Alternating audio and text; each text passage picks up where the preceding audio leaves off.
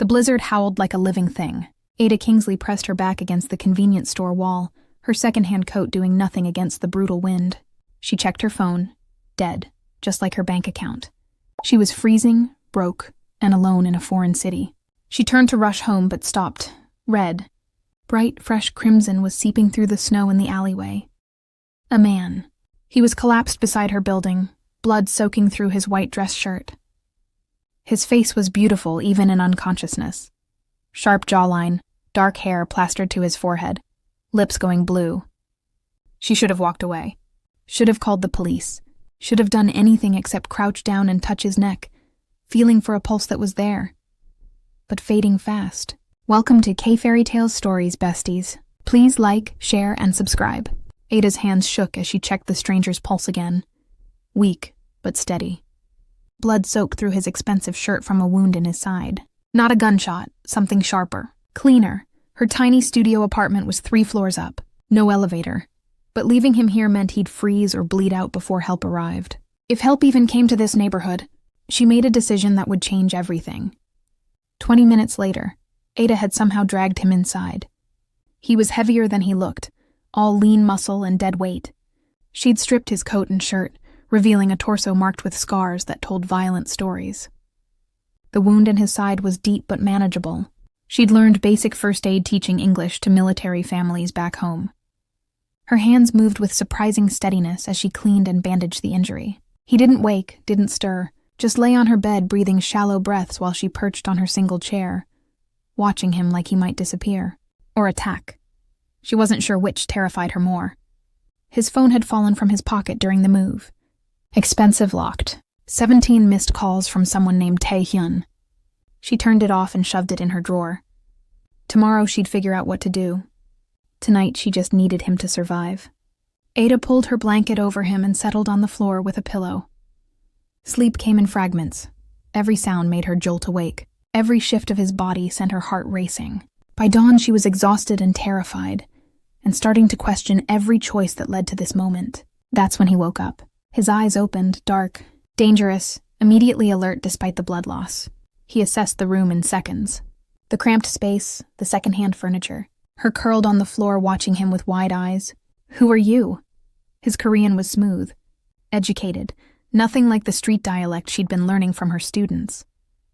Adah, I found you in the alley. You were bleeding. Her Korean was rougher, accented, but functional. He sat up too fast and immediately regretted it. Pain flashed across his features before he controlled it.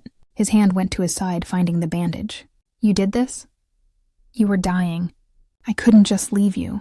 Something shifted in his expression. Surprise, maybe, or calculation. Where's my phone? I turned it off. You had 17 missed calls. I need it now. Not a request, a command delivered with absolute authority. Adah retrieved the phone from her drawer and handed it over. Their fingers brushed. Electricity shot through her at the contact. His eyes snapped to hers, held. Something passed between them that had nothing to do with gratitude and everything to do with recognition. Like their souls had been waiting for this moment. He looked away first, powered on the phone. Made a call speaking rapid Korean she couldn't follow. When he hung up, his attention returned to her. Really looked at her this time. Taking in her natural hair pulled back in a bun. Her brown skin, her curves visible even in oversized pajamas. The way she held herself. Careful, guarded, beautiful in a way that had nothing to do with makeup or effort. My people are coming, he said. You should leave, go somewhere public. Don't come back for 3 hours. This is my apartment. I know. And now it's compromised because you helped me. So you need to leave before they arrive and ask questions you can't answer. Who are you? His smile was sharp, dangerous. Someone you should have left in the snow. But he didn't look away. Didn't dismiss her. Instead, his gaze traveled over her face like he was memorizing every detail. The curve of her mouth, the defiance in her eyes, the way her breath quickened under his attention. Thank you, he said finally, quietly, for not leaving me to die. That was foolish and brave, and I won't forget it. Before Adah could respond, he stood, swayed slightly. She moved without thinking, catching his arm to steady him. The contact sent heat racing through her body. His hand covered hers on his bicep. Held it there. What's your name? She asked. Kang Min-ho. He said it like it should mean something. like the name carried weight she didn't understand yet. And you, Adah Kingsley, just saved the most dangerous man in Seoul. Then he released her hand and walked toward her door with surprising steadiness for someone who'd lost that much blood. He paused at the threshold.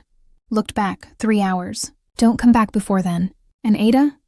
His eyes held hers, dark and intense, and full of something that made her stomach flip. Lock your door, always. This neighborhood isn't safe for women like you. He left. The apartment felt colder without him. Adah grabbed her bag and coat and fled. The next few hours passed in a blur. She went to a cafe, nursed an expensive coffee she couldn't afford, tried to process what had happened. She'd sheltered a stranger who spoke like authority incarnate, who moved like violence was a second language, who looked at her like she was something rare and precious and absolutely forbidden. When she finally returned home, her apartment was pristine, cleaner than she'd left it. The blood-stained sheets were gone, replaced with new ones, expensive ones. Her first aid kit had been restocked, and on her table sat an envelope. Inside was more money than she made in 6 months. Cash, untraceable, and a note in perfect English, for your kindness and your silence. Don't speak of last night to anyone. It's safer for both of us. KMH, Adah stared at the money. She should return it, should report what happened, should do something other than pocket the cash that would solve every financial problem crushing her. But her hands were already counting bills, already calculating rent and food and maybe a working phone. She was keeping it. That decision sealed her fate. The following week, Adah tried to forget Kang Min-ho, tried to focus on teaching English to businessmen who never quite looked at her face, tried to ignore the memory of his hands on hers, his voice, the way he'd looked at her like she mattered. She failed spectacularly. He appeared everywhere she didn't expect him. At the convenience store where she bought cheap meals, in the cafe where she graded papers, standing outside her apartment building in the rain like he had every right to be there. "You're following me," she said the third time she spotted him. Direct, confrontational. Her mother had raised her to never back down even when she should. "I'm ensuring you're safe." He stood under an umbrella looking infuriatingly dry while rain soaked her coat. "Why?" "Because you helped me. That makes you my responsibility. I don't need a bodyguard." "No. You need someone to explain that the men who hurt me know about you now. Know you treated my wound. Know where you live." He stepped closer. "So either accept my protection or leave Seoul. Those are your only options." Fury ignited in her chest. "You don't get to dictate my life. I'm trying to keep you alive." His voice rose slightly, the first crack in his control. "The people who want me dead won't hesitate to hurt you to get to me. Do you understand what that means? What they'll do to you?" The words hung between them. Rain fell harder. They stood on the street in the downpour staring at each other. Adah should have been terrified, should have run. Instead, she found herself stepping closer. "Then tell me who you are." "Really?" Minho's jaw clenched. Water dripped from his hair. His expensive suit was ruined, and he looked at her like she was the only thing in the world that mattered. "I run the King family business. Legitimate operations and less legitimate ones. I have enemies, many enemies, and now they think you're important to me." "Am I?" The question escaped before she could stop it. Vulnerable, raw, his eyes darkened. "You saved my life. That makes you important." "That's not what I'm asking." He moved so fast she didn't see it coming. One moment they were separated by rain and air. The next his hand cupped her face, gentle despite the calluses, despite the violence he was clearly capable of. "Yes," he said quietly, fiercely. "You're important. You've been important since the moment I woke up and saw you watching over me like I was worth saving. So yes, Adah Kingsley, you matter. And that terrifies me more than any enemy ever could." Then he released her and walked away, leaving her standing in the rain with her heart hammering and her world tilting sideways. By the end of the week, Minho's protection became impossible to ignore. A new lock appeared on her door, security cameras in her building's hallway, a phone delivered to her apartment with one number programmed. His, and everywhere she went, shadows followed. His men, keeping watch, keeping her safe. She should have been angry, should have felt violated. Instead, she felt something else entirely. Seen, valued, protected in a way she'd never experienced before. Her students noticed the change, asked if she had a boyfriend. Adah laughed it off, but the question haunted her.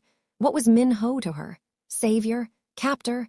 Something more complicated than either label could contain. That evening, she called the number he'd given her. "Adah," he answered on the first ring, his voice warm, almost relieved. Are you all right? I'm fine, I wanted to thank you for the security and the phone. You don't need to thank me. Yes, I do, because you're spending resources on me and I don't understand why. I'm nobody, just a teacher barely scraping by. Why does someone like you care if someone like me lives or dies? Silence stretched. She heard him breathe, heard background noise, traffic maybe, or wind. Because when I woke up in your apartment, he said finally, you were sleeping on the floor. You'd given me your bed, your blanket, everything you had. And I realized I'd never met someone who gave like that, who helped without expecting anything in return. That's rare in my world. That's precious. Adah's throat tightened. I'm not special. You are to me. The words settled over her like a physical touch. She closed her eyes, gripped the phone tighter. Min-ho, I don't know how to do this. Whatever this is, I don't belong in your world. Then I'll come to yours. What? Have dinner with me. Tomorrow. Somewhere normal. Somewhere you choose. Let me prove I'm more than just the dangerous man who disrupted your life. She should say no. Should maintain distance. Should protect herself from the inevitable heartbreak of wanting someone completely wrong for her. Okay, she whispered. Tomorrow. His exhale was audible. Tomorrow. The following evening, Adah chose a small restaurant in Itaewon. Crowded, public, safe. She wore her nicest dress, did her makeup, told herself this wasn't a date, just dinner with someone who'd become unavoidable in her life. Min-ho arrived exactly on time wearing casual clothes that probably cost more than her monthly salary. He looked younger without the suit, more human, devastating in the way that made her stomach flip. You're beautiful, he said before she could speak. Simple, direct, like it was just fact. Heat flooded her face. You clean up nice yourself. They sat, ordered, talked about nothing and everything. He asked about her teaching, her students, why she came to Seoul. She asked about his family business, the legitimate parts, how he ended up running an empire before 35. My father died when I was 22, Min-ho said quietly. Heart attack during a business dinner. I inherited everything. The companies, the obligations, the enemies. I didn't have a choice about becoming who I am. Everyone has choices. Not in my world. In my world, weakness gets you killed. Hesitation gets you killed. Showing mercy gets you killed. His eyes found hers. Until you showed mercy and somehow I'm still alive. Maybe mercy is stronger than you think. Maybe you're stronger than you think. The restaurant noise faded. They were close across the small table, close enough that she could see gold flecks in his dark eyes, close enough to smell his cologne, close enough that when he reached across and took her hand, the touch sent electricity racing up her arm. I want to court you properly, he said. Take you to dinner, learn everything about you, make you smile, but I need you to understand what that means. Being with me is dangerous. My enemies will target you. My family will judge you. The media will tear you apart. And I can't promise you safety even with all my power. Then why ask? Because I'm selfish. Because I want you anyway. Because from the moment I woke up and saw you, something changed. Something I can't explain or control or make logical sense of. His thumb stroked across her knuckles. Say yes, Adah. Let me try to deserve you. She looked at their joined hands, his scarred and dangerous, her small and soft and trembling. This was insane. He was right about all of it. The danger, the impossibility, the absolute certainty that this would end in heartbreak. Yes, she heard herself say. Court me, try to deserve me, but Min-ho. She met his eyes. I'm not delicate. I'm not some fragile thing that needs constant protecting. I'm strong. I've survived my own battles. So if we do this, treat me like a partner, not a possession. His smile was slow, devastating, full of promise. Deal. They stayed until the restaurant closed, talked until their voices were hoarse. He walked her home with his hand at the small of her back, protective but not controlling, present but not overwhelming. At her door, he didn't kiss her, just cupped her face with both hands and looked at her like she was art, like she was precious, like she was everything. Sleep well, Adah Kingsley, he murmured. Dream of me." Then he was gone, and she was left standing in her doorway with her heart racing and her resolve crumbling. The next morning brought flowers, an entire bouquet delivered to her school. Expensive, beautiful, with a note that simply said, "Thinking of you." Her students giggled. Her co-teachers raised eyebrows. Adah tried to hide her smile and failed completely. By afternoon, another gift arrived. Coat, high quality, warm, perfect for Seoul's winter. The note read, "So you never freeze again." By evening, she was expecting something. Instead, Minho himself appeared at her apartment with takeout and a shy smile that didn't match his dangerous reputation. "I'm wooing you," he explained. "Is it working?" "Maybe," Adah said, fighting her grin. "Come in." They ate on her floor because she only had one chair, laughed about nothing, talked about everything, and when he left that night, he kissed her forehead, gentle, reverent, like she was something holy. Adah touched the spot after he'd gone. Her skin still tingled, her heart still raced, and she knew with absolute certainty that she was falling for Kang Minho. The danger came on a Tuesday. Adah was leaving school when a black van pulled up. Men poured out, grabbed her before she could scream. A cloth covered her face. Chemical smell, chloroform maybe. The world went fuzzy, then black. She woke in a warehouse. Concrete floor, dim lighting, her hands zip-tied behind her back. Fear crashed through her, but she forced it down, forced herself to breathe, to think, to survive.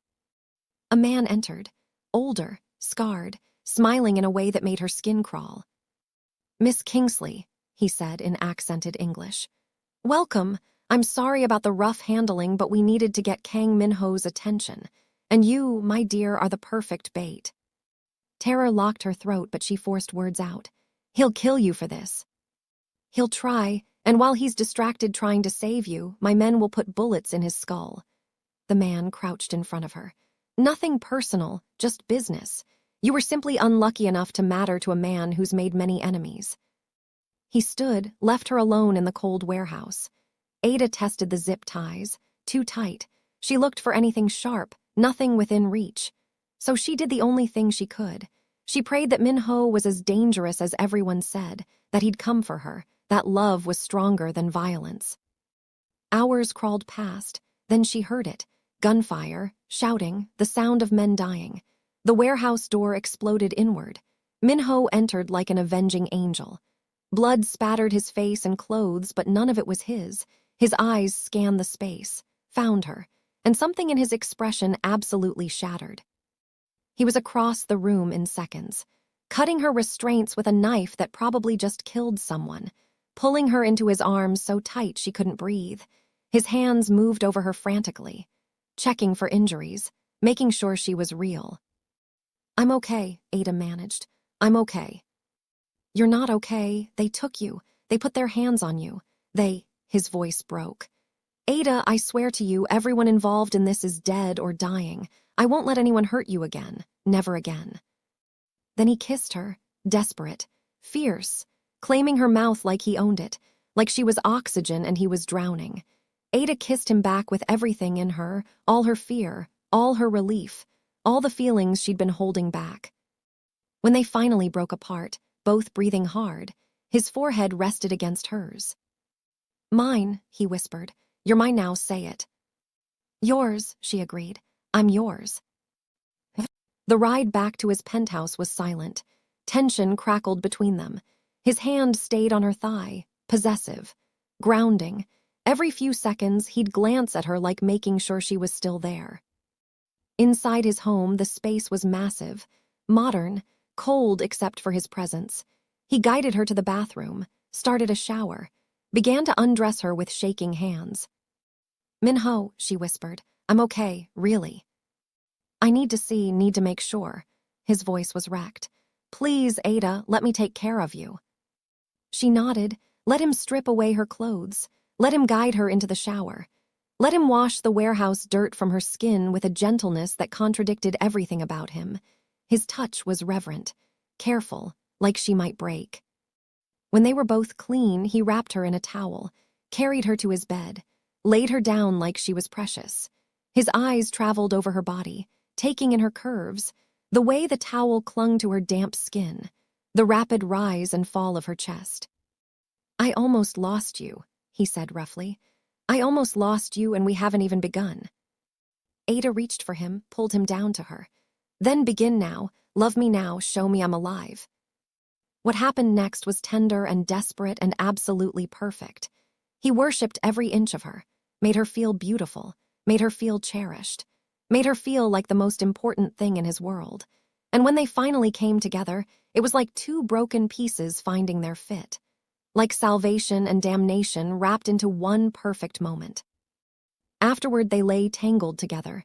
His hand stroked her hair, her head rested on his chest, listening to his heartbeat, strong, steady, alive. "I love you," he whispered into the darkness. "I know it's too soon, I know we barely know each other, but Adah, I love you completely, irrevocably, forever." Tears burned her eyes, happy tears, overwhelmed tears. "I love you too." His arms tightened around her. "Then stay, move in here, let me protect you properly. Let me love you the way you deserve. Minho, your world will adjust, my family will adjust. Everyone will adjust because you're mine now and I don't compromise on what's mine." He tilted her face up, kissed her softly. "Stay, Adah, choose me, choose us." She thought about her tiny apartment, her struggling existence, the loneliness that had defined her life in soul until him. Then she thought about his arms around her, his love, his absolute certainty. "Okay," she whispered, "I'll stay." His smile could have lit the city. "Thank you for choosing me, for saving me, for loving me despite everything I am." "Because of everything you are," she corrected. They fell asleep wrapped in each other, safe, loved, home. The morning sun painted Minho's bedroom in shades of gold. Adah woke to find him watching her, his hand tracing patterns on her bare shoulder, his expression soft in a way she suspected few people ever witnessed. "Good morning," she murmured, voice still rough with sleep. "Perfect morning," he kissed her forehead. "I've been lying here trying to figure out how I got this lucky. By getting stabbed and collapsing in my alley, apparently." His laugh was warm, rich. "Best decision I never made." Then his expression turned serious. "Adah, about yesterday, the kidnapping, I need to explain something about my world, about what being with me actually means." She sat up, clutched the sheet to her chest. "Tell me." The Kang family controls most of Seoul's underground economy. Shipping, real estate, information networks. My grandfather built it from nothing, my father expanded it, and I inherited all of it at 22 when he died. Minho's jaw clenched. "I've tried to go legitimate, tried to transition us into legal operations, but there are people, rivals, enemies who profit from chaos, who want me dead so they can take what's mine. Like the man who took me. Lee Sang-woo, head of the Lee Syndicate. We've been at war for 5 years. Yesterday was his move. He failed, but there will be others." Fear tried to claw up her throat, but Adah pushed it down. "Then we prepare for them, together. You don't understand what you're agreeing to, being my woman, my partner. It means danger. It means scrutiny. It means people will judge you, threaten you, try to use you against me." His hand cupped her face. "I want you more than I've ever wanted anything, but I won't trap you if you want to leave. If this is too much, I'll let you go. I'll protect you from a distance. I'll make sure you're safe even if it kills me." Adah looked at this powerful man offering her freedom when she knew it would destroy him. Looked at the vulnerability in his eyes, the fear that she'd choose safety over love, and she made her choice. "I'm not leaving, not now, not ever. Whatever comes, we face it together." She kissed him softly. "You don't get to protect me from yourself. Minho, I choose you, all of you, the danger included." Relief crashed across his features. He pulled her close, held her like she might disappear. "Thank you, God, thank you." They stayed in bed until noon, talked about logistics, her moving in, her job, how to navigate his family.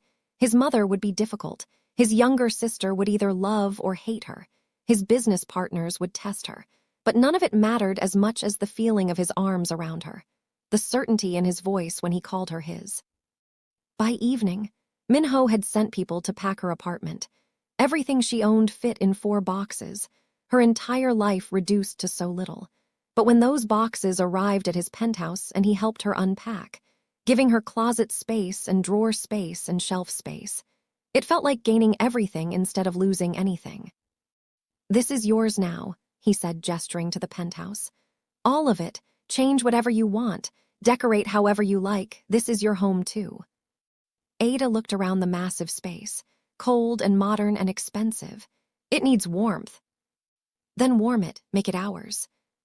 Over the following weeks, Adah transformed the penthouse. Plants appeared on surfaces. Art went up on walls. Colors invaded the monochrome palette. Minho watched every change with fascination, like he'd never considered that spaces could feel lived in, that homes could be more than just places to sleep. "You're making it beautiful," he said one evening, finding her arranging flowers in the kitchen. "I'm making it ours," she turned to him. "Your space was designed to intimidate, to keep people at a distance, but you don't need that with me, so I'm bringing warmth back." He crossed to her, pulled her into his arms. "You've brought warmth back to everything, not just the apartment, me. I didn't realize how cold I'd become until you." Their kiss was interrupted by his phone. He answered with clear irritation, listened. His expression hardened. When he hung up, tension radiated from every line of his body. "What's wrong?" "My mother wants to meet you, tomorrow, lunch at the family estate." He ran a hand through his hair. "This won't be pleasant. She had someone else picked out for me. A match she arranged. Finding out I'm with someone she didn't choose. Someone who isn't Korean. It's going to be difficult." "I can handle difficult." "I know you can, but I want you prepared. My mother is traditional, exacting. She'll look for weaknesses. She'll test you. She'll try to find reasons you're not suitable. And Adah," he cupped her face, "none of what she says will be true. You're perfect for me, for this family, for this life. Don't let her make you doubt that." The next day arrived too quickly. Adah dressed carefully, conservative but stylish. Her natural hair styled perfectly, makeup subtle. She looked at herself in the mirror and saw a woman ready for battle. Minho appeared behind her, hands on her shoulders. "You're beautiful, remember that, no matter what she says." The family estate was massive. Traditional Korean architecture mixed with modern security, guards at every entrance, cameras everywhere. The wealth on display was staggering. This wasn't just rich. This was dynasty rich. Generational power made visible. Minho's mother waited in a formal sitting room. She was elegant, cold, her hanbok perfectly pressed, her hair styled with precision. She looked at Adah like examining a particularly disappointing purchase. "So this is her," she said in Korean, not bothering with English, making Adah work for it. "Mother, this is Adah Kingsley, my girlfriend, the woman I intend to marry." Minho's Korean was formal, respectful but firm. His mother's eyes widened fractionally. The only sign of surprise. "Mary, how presumptuous. You've known her what, 2 months?" "Long enough to know she's the one." "She's not Korean." "I'm aware." "She has no family connections, no useful alliances." "She has me, that's enough." His mother turned her attention to Adah, switched to perfect English. "Tell me, Miss Kingsley, what exactly do you bring to this family besides being a foreign curiosity?" The insult landed, but Adah refused to flinch. "I bring love, loyalty, and the ability to make your son happy, which, judging by how you're treating him right now, isn't something you prioritize." The room went silent. Minho's mother stood, walked closer, studied Adah with new intensity. "You have fire, I'll give you that, but fire without breeding is just destruction waiting to happen. And breeding without heart is just cruelty and expensive clothing." Adah met her gaze, refused to back down. "You can dislike me, you can try to break us up, you can make this as difficult as you want, but I love your son, and he loves me. That's not changing no matter how many tests you put me through." Something shifted in the older woman's expression. Not approval exactly, but recognition. "Minho, leave us. I want to speak with her alone." "Mother." "I'm not going to hurt her. I just want to talk, woman to woman." Minho looked at Adah. She nodded. He squeezed her hand once then left. The door closed behind him with finality. His mother sat, gestured for Adah to do the same. "My son's father was murdered. Did he tell you that?" Adah's blood went cold. "He said heart attack." "That's what the official report says, but I was there. I saw the poison in his wine, watched him convulse, held him while he died." The older woman's voice was steady, but her hands shook slightly. "The man responsible was a business rival, someone my husband trusted, someone who sat at our table and smiled while planning murder." "I'm sorry."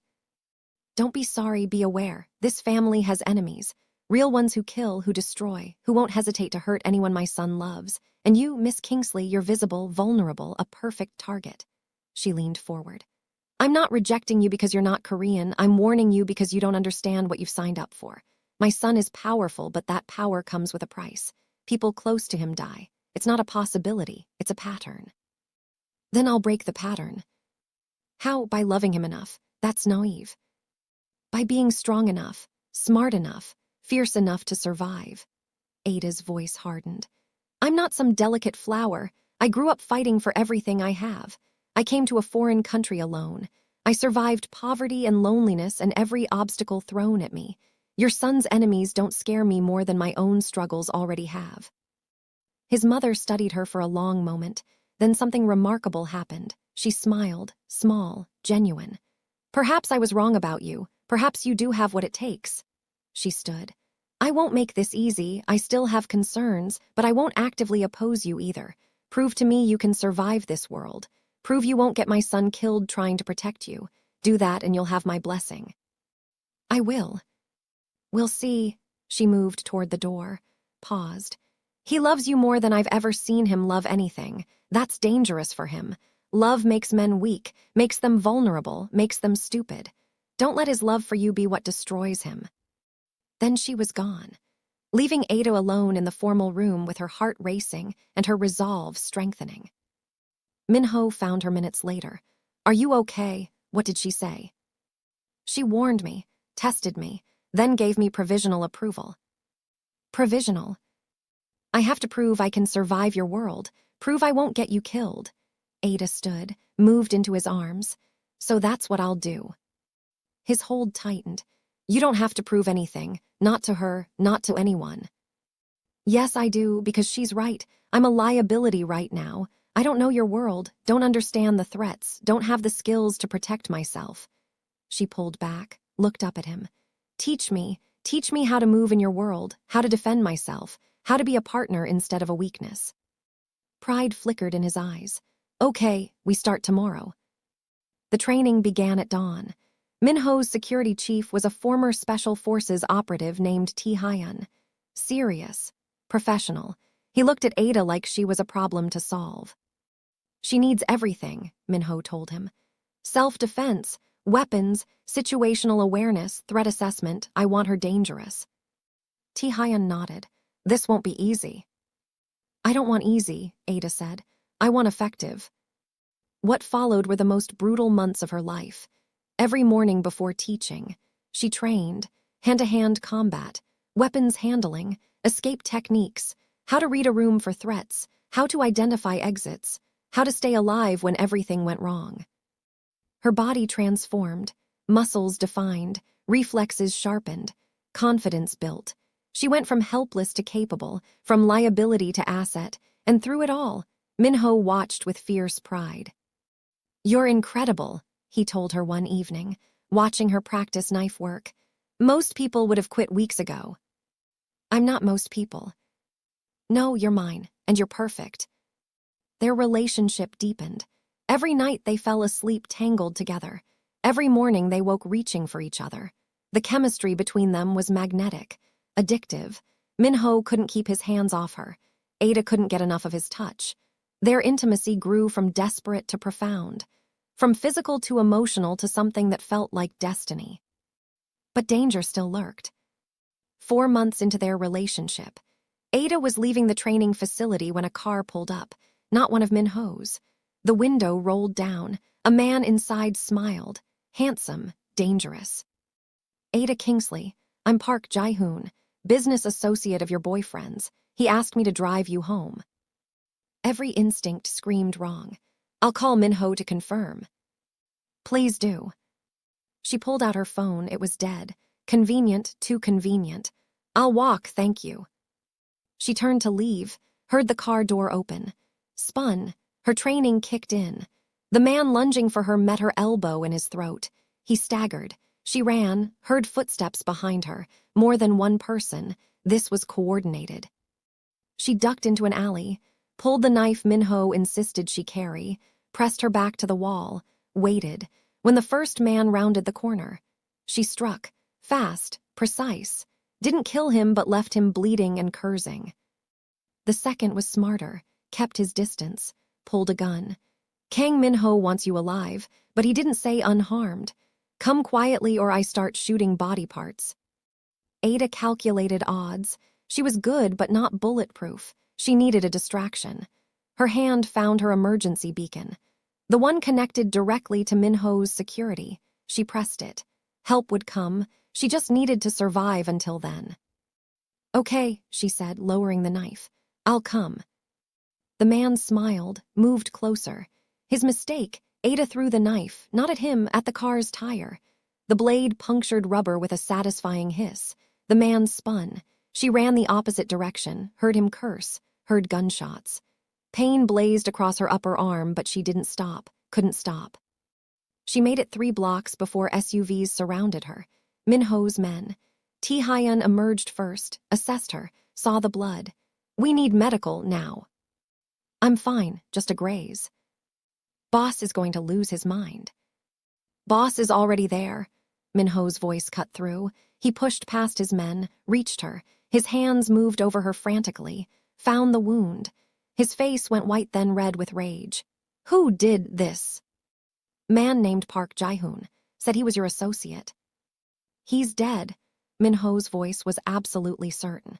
He's dead and everyone who works for him is dead. This ends tonight. Minho. No, he looked at her. His eyes were wild, dangerous. The careful control he maintained shattered completely. They shot you, put a bullet in you. That's unforgivable. That's a declaration of war, and I'm going to end it. He carried her to his SUV, held her the entire ride to his private doctor. Wouldn't let her go even when the doctor needed to treat the wound. His hands shook as he watched the bullet graze get cleaned and bandaged. It's just a scratch, Adah tried to reassure him. It could have been your heart, your head. You could be dead right now and it would be my fault. His voice broke. This is exactly what I was afraid of, what my mother warned about. You almost died because of me. I'm alive because of me, because of the training, because I fought back. She caught his face, made him look at her. This isn't your fault, it's theirs, and we'll deal with them together. No, I deal with them, you stay here, safe, protected. Like hell I do, anger flared.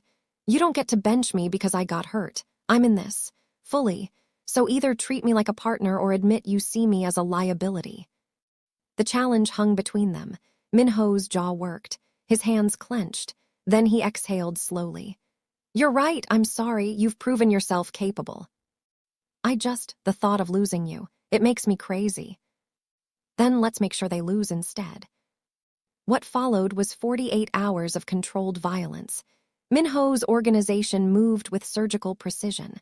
Park Jae-hoon's operation was dismantled, his assets seized, his men arrested or eliminated, and Jae-hoon himself found and brought to Minho's warehouse. Adah insisted on being there, against everyone's advice. She needed to see this, needed to understand fully what Minho's world meant. The warehouse was cold, concrete. Jae-hoon was tied to a chair, bloodied but conscious. He saw Adah and laughed. The foreign whore, did you come to watch? Minho moved so fast Adah barely tracked it. His fist connected with Jae-hoon's jaw. The crack echoed. You don't speak to her, you don't look at her, you don't breathe in her direction, understood. Jae-hoon spat blood. You've gone soft, Minho, letting a woman make you weak. Your father would be ashamed. My father is dead, and you're about to join him. Minho's voice was ice. You attempted to kidnap my woman, put a bullet in her. That's a capital offense in my organization, but I'm feeling generous. So I'll give you a choice, quick death or slow one. Choose. You don't scare me. I should. Minho pulled a gun. Because I'm the last thing you'll ever see. Wait! Adah's voice cut through. Everyone turned. She walked forward, stood in front of Jae-hoon. Why did you do it? Why target me? Because you're his weakness. Everyone knows it. Kill you and he falls apart. Take you and he bankrupts himself trying to get you back. Either way, we win. Except you didn't. I'm alive. He's still standing. And you're the one tied to a chair. She leaned closer. You underestimated me. Thought I was just some foreign girl playing house with a gangster. But I'm more than that. I'm his partner, his equal. And anyone who comes for me is going to discover that I bite back. She straightened, walked back to Minho. He's all yours. What happened next? Adah didn't watch. She heard the gunshot, heard the body fall, felt Minho's arms come around her from behind. It's over, he murmured. You're safe now. We're safe, she corrected. Both of us. They left the warehouse, left the violence behind, went home to the life they were building together. That night, lying in bed, Minho's hand traced patterns on her stomach. Marry me, he said suddenly. Adah's breath caught. What? Marry me, not someday, not eventually, soon, next month.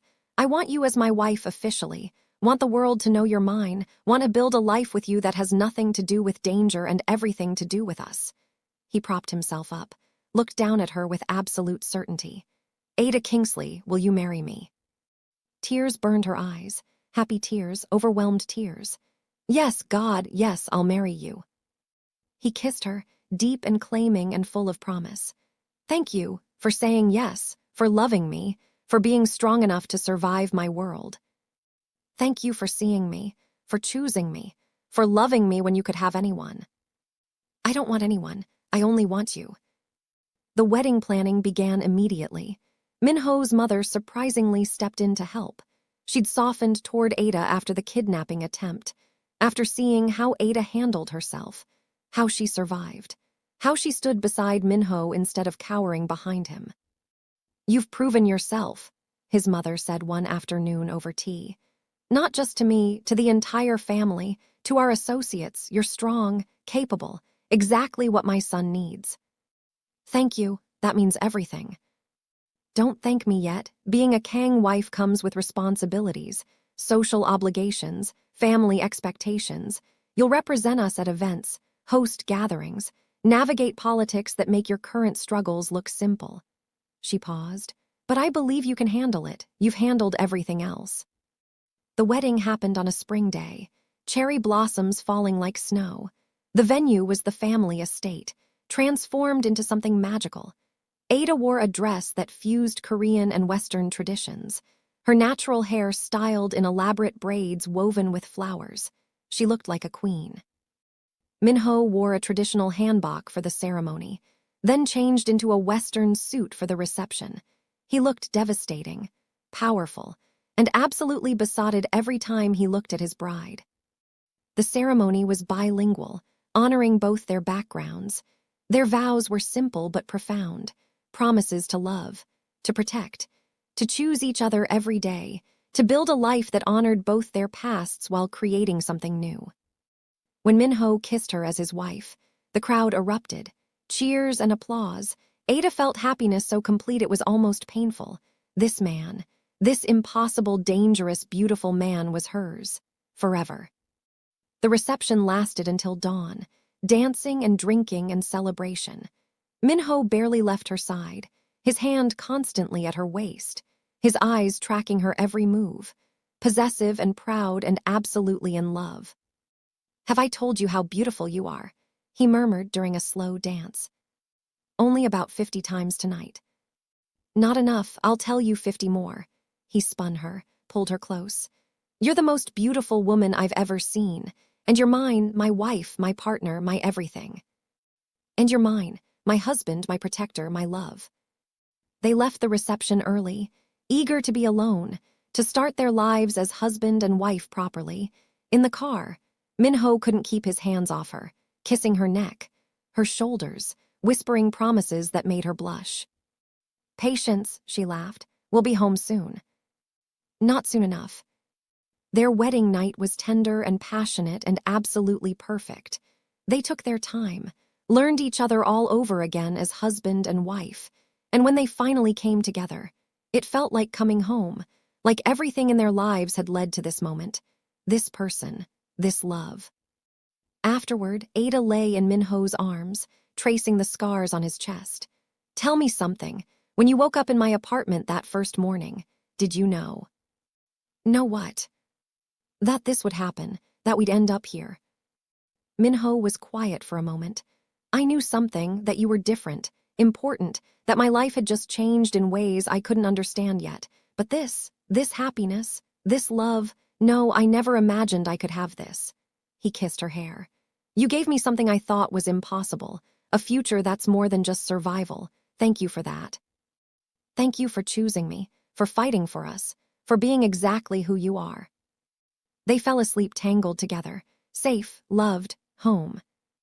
6 months into their marriage, Adah woke feeling strange, nauseous, exhausted despite a full night's sleep. She knew before taking the test what it meant, but seeing the positive results still made her breath catch. She was pregnant, carrying Minho's child. Their child, a new generation, a future built from love instead of violence.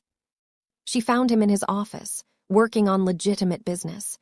The transition he'd promised was happening, slowly, carefully, but happening.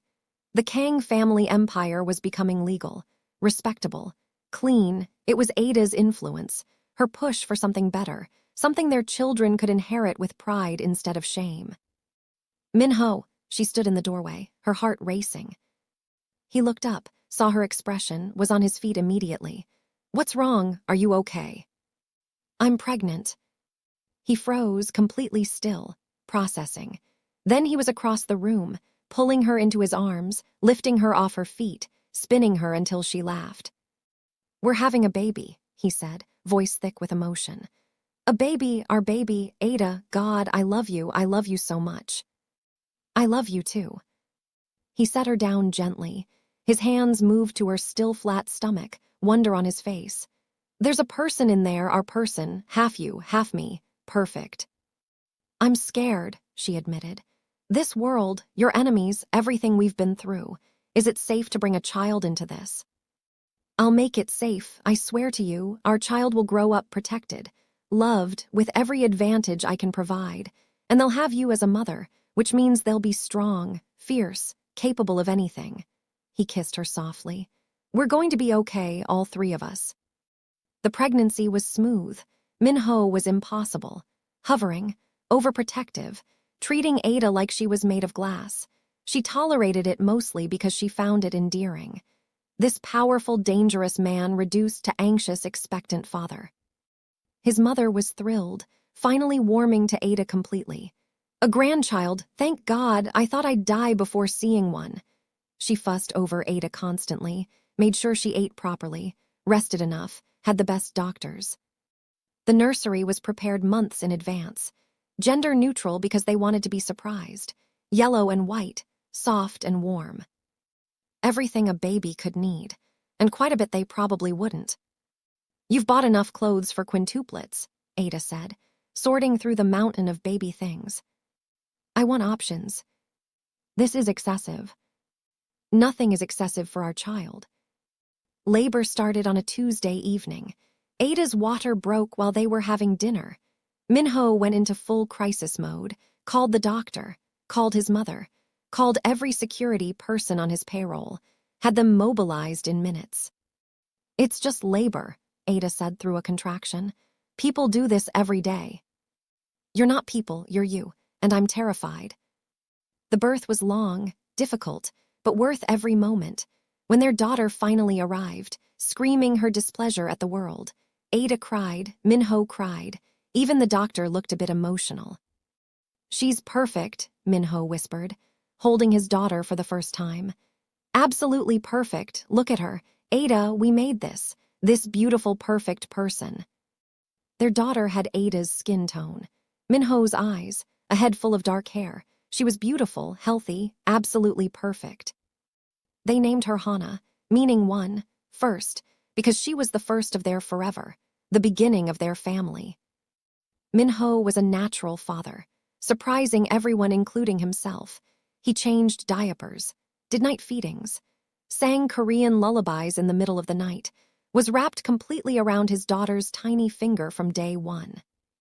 "I never knew I could love someone this much," he said one evening, watching Hana sleep in her crib. "I love you more than life, but this is different. She's part of both of us, the best parts." "We did good," Adah agreed, leaning against him.